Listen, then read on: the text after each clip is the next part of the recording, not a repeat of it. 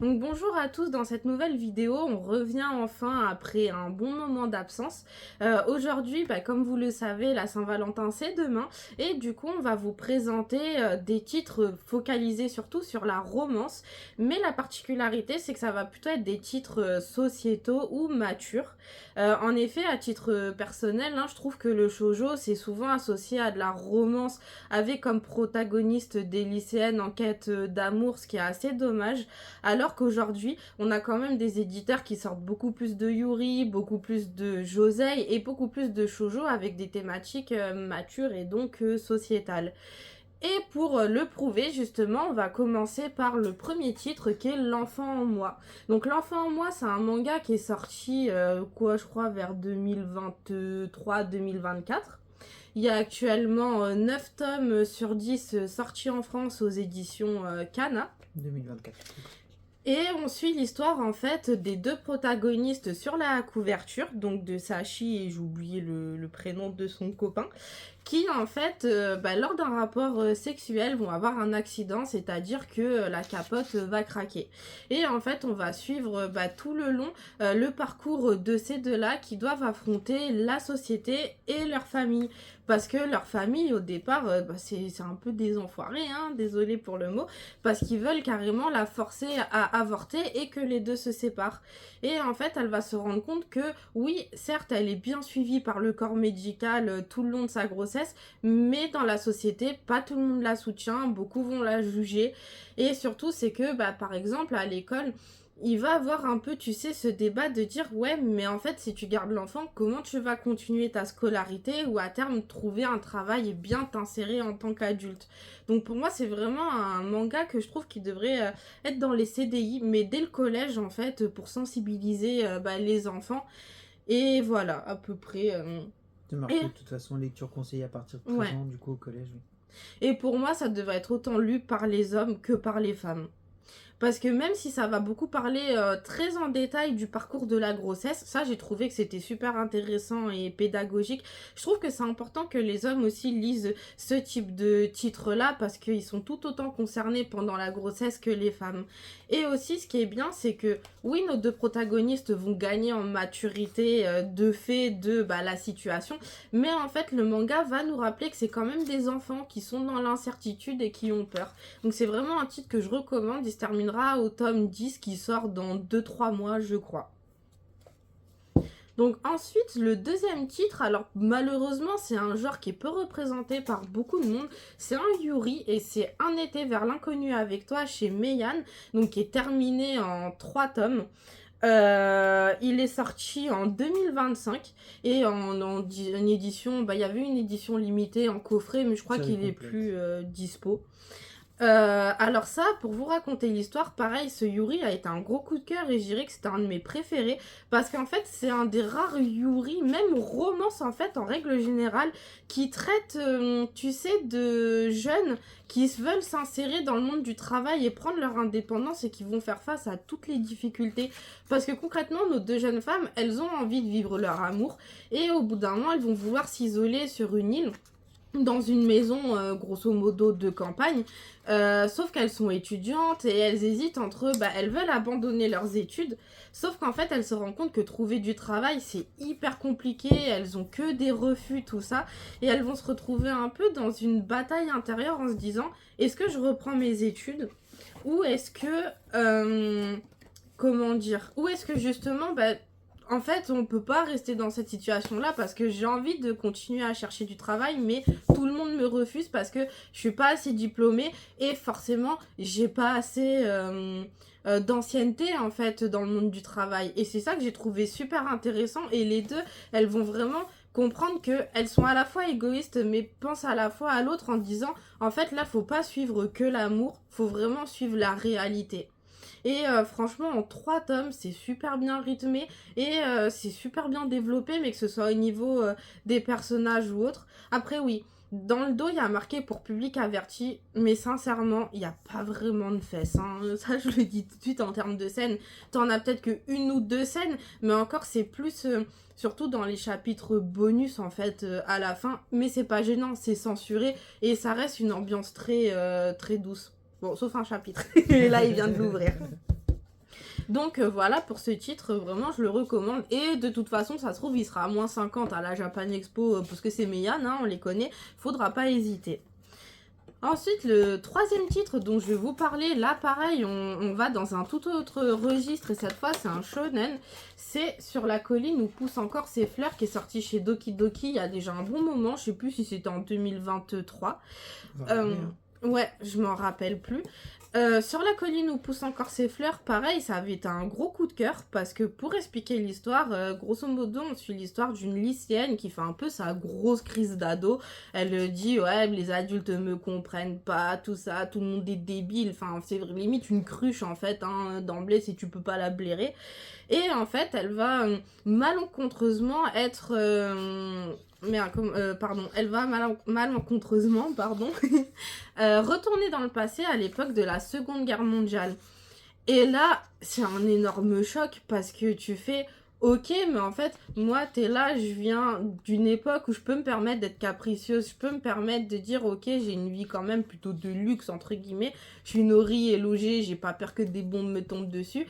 Et du jour au lendemain, t'es projeté à la Seconde Guerre mondiale et ça a été un énorme choc pour elle, mais heureusement elle va rencontrer un homme du nom d'Akira qui va un peu la prendre sous son aile, mais lui la considère plus comme une petite sœur que tellement une amante, une copine, tout ce qu'on veut, là où elle est amoureuse. Sauf que la difficulté c'est que l'homme qu'elle rencontre, il est kamikaze. Et il faut savoir que le manga montre les Japonais comme étant très patriotiques. Et c'est vrai qu'en fait, d'emblée, on sait que l'histoire sera dramatique et on comprend comment ça va se finir. Après, pour autant, j'ai trouvé que c'était une histoire qui était plutôt bien rythmée. L'évolution, surtout de la protagoniste, était assez intéressante à suivre. Et surtout, le dessin, il est hyper bien gratté et c'est magnifique. Mais c'est prévisible. Voilà, faut dire ce qui est. Tu sais à quoi t'attendre, mais tu passes un bon moment devant et c'est pour ça que je le recommande aussi. Surtout qu'il est fini qu'en 2 tomes. En autre titre, et cette fois on va passer en shoujo, c'est Comme les autres. Alors ça, peut-être que certains en ont déjà entendu parler parce que c'est un peu dans la même vibe que Silent Voice, Sign of Affection, tout ça. Pourquoi ? Parce que ça va aussi traiter du handicap. En fait, on suit l'histoire de l'héroïne qui qui tombe sous le charme d'un homme, donc celui qui est sur la couverture. Et elle, c'est vrai qu'au départ, elle est très naïve, tout ça. Et en fait, elle tombe sous son charme, sauf que le monsieur, il est sourd.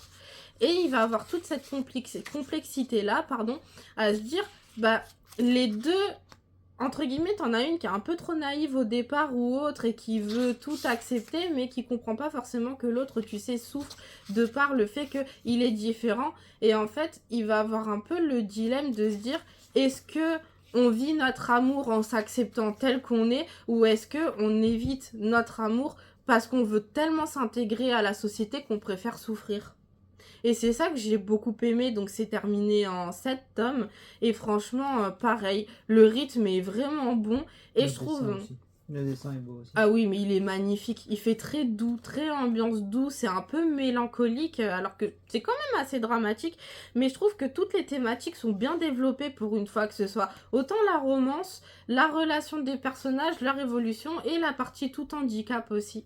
Donc c'est pareil, c'est vraiment un titre que je recommande et qui me tient un petit peu à cœur. Et c'est les éditions Kana, encore une fois. Après, le prochain titre, alors lui, Day with My Stepsister. Ça, c'est parti d'un troll. J'explique. L'animé a été annoncé sur Crunchyroll, je crois, en 2022-2023. Enfin, il y a un moment. Moi, je vois le titre et je me dis, à coup sûr, c'est un truc incestueux, de ouf, hyper malsain, il va avoir que du cul. Je voulais le regarder pour le troll et j'avais un peu de temps à perdre. Je vois l'épisode 1 de l'animé et tu fais « Ah mais je me suis pris une claque monumentale, hein. C'est pas du tout ce qu'on croit. » Mais vraiment, hein. Du coup c'est un shonen, à la base c'est un light novel et là le manga, il y a 4 tomes en cours pour l'instant en France, ils sont aux éditions Soleil. Et du coup pour vous raconter l'histoire, en fait je suis l'histoire de 2 familles qui se remarient et eux deux, donc ils sont lycéens, je sais plus par contre s'ils ont entre 15 ou 17, enfin je sais plus s'ils ont 15, 16 ou 17, se retrouvent malgré eux à être demi-frères et demi-sœurs. Mais il faut savoir que là où le titre a été très mature et pourquoi ça a été un coup de cœur, bah en fait les deux, on voit qu'ils ont été détruits par le fait qu'ils avaient des parents assez instables dans leur relation. Oui, ils ont chacun des parents qui les aiment et qui essayent de faire attention à eux, mais quand tu vois depuis tout petit que des relations brisées en permanence, t'as plus confiance en l'amour et t'as plus confiance aussi en tes nouvelles familles, surtout si t'as fait, tu sais, qu'en changer régulièrement. Et en fait, eux, ils se disent d'emblée, bah c'est simple, je veux pas que l'école sache qu'on est demi-frère, demi-sœur, et j'ai pas envie qu'on se rapproche trop non plus, je préfère garder mes distances. Alors forcément, tu vas quand même avoir une romance au fur et à mesure, parce que les deux vont en fait essayer de se réparer au fur et à mesure et se dire, en fait, je me rends malheureux un peu à cause de la situation de mes parents, mais sauf que j'ai le droit de vivre ma vie, j'ai le droit moi aussi de connaître l'amour, et j'ai le droit de me dire que je suis pas obligée de reproduire le schéma familial. Et c'est ça que j'ai beaucoup aimé, c'est vraiment voir autant la fille que le garçon être détruits et vouloir se séparer et de dire que t'as deux personnages qui sont pareil, bien développés, mais chacun de leur côté. Et aussi, faut savoir que la romance avance lentement, mais c'est volontaire parce que ça suit exactement le chemin de la reconstruction, pour moi. Donc voilà, après par contre, ce qui est un peu chiant, c'est qu'il y a que 4 tomes en cours en France. En plus, c'est un manga qui se vend pas trop parce que Soleil se grouille pas trop pour sortir la suite. Et t'as que 6 tomes en cours au Japon, là où en France on en a 4. Mais on n'a pas de date de sortie pour le tome 5. Ce qui est un peu dommage. Et ensuite, donc la dernière série que moi je vais présenter, après je laisserai monsieur parler. C'est un titre qui a fait quand même assez parler de lui, qui est Couteau et Piment Vert. Qui est sorti chez le Lézard Noir, alors pareil, je me rappelle plus de la date, peut-être vers 2024. Et c'est un de leurs premiers titres à être sorti en petit format et avec jaquette, parce que c'est vrai que les Arts Noirs, ils ont l'habitude de faire du dos carré collé et assez grand. Donc pour Couteau et Piment Vert, en fait, on est dans un Japon d'après-guerre où en fait on va suivre l'histoire d'un restaurant familial. Et en fait, la protagoniste que vous voyez sur la couverture est déjà assez âgée. Je crois qu'elle a dans la trentaine. 34 ans. Elle a pas d'enfant. Et en fait, elle va se retrouver être mariée de force, hein, faut dire ce qui est, enfin, mariage arrangé. Bah, les veuves. C'est ça. Ouais, mais ils vont quand même après la marier un peu de force, malgré elle, et je vous laisserai découvrir pourquoi. En fait, bon, je vais être un peu vulgaire exprès, mais c'est volontaire, un plouc, en fait, un bouseux, comme on dirait, mais qui a des thunes. Et en fait, les deux, ils vont essayer de reprendre le restaurant familial, sauf que bah, le monsieur, pourquoi j'ai dit plouc ou bouseux, bah t'en as qui se moquent de son accent, en fait, de campagnard, et qui le rabaissent un peu à cause de ça. Et l'autre, c'est une femme. Et c'est là où, en fait, Couteau et Piment Vert, je trouve que c'est assez fort. C'est que tu fais que c'est l'un des rares mangas, je trouve, à présenter une relation, bah déjà, t'as un gros écart d'âge immense, hein, parce qu'elle, elle a 34 ans et l'autre, il a 19 ans. Mais surtout, c'est la place de la femme, en fait, dans une société où bah, elles sont pas encore, j'allais dire autonomes, mais comment on dit, indépendantes. Émancipée. Voilà, émancipée, je cherchais le nom. Et en fait, on va voir les deux essayer de s'émanciper parce qu'on en a une d'un côté qui doit faire sa place en tant que femme dans la société. On en a un autre qui est tout jeune, hein, qui a à peine 19 ans et qui doit prouver sa place au restaurant familial et faire face à sa famille aussi qui veulent un peu le forcer à faire autre chose de plus luxueux en fait. Donc voilà, la thématique de Couteau et Piment Vert et l'histoire est super intéressante. Cependant, moi je tiens à vous avertir, Couteau et Piment Vert, ce que je reproche un peu, c'est quand même le rythme en fait de l'histoire que je trouve très aléatoire. Et ça, c'est dommage. C'est d'un côté, t'as des tomes, tu te régales à les lire. D'un autre côté, je trouve que t'as certains moments, ça s'essouffle. C'est pas. En fait, c'est limite pas vraiment intéressant. C'est ce qui est un peu dommage. Là, je crois qu'en France, on a quand même déjà 8 tomes en cours, ou le 9e qui va sortir, je m'en rappelle plus. Mais au Japon, il y en a déjà pas mal, hein. Je crois qu'on a 15 tomes en cours quand même. Et le dessin est très beau. Hein. Oui, et le dessin, par contre, je trouve qu'il claque, hein, vraiment. Limite, c'est un manga que j'aurais aimé voir en grand format pour plus profiter des dessins.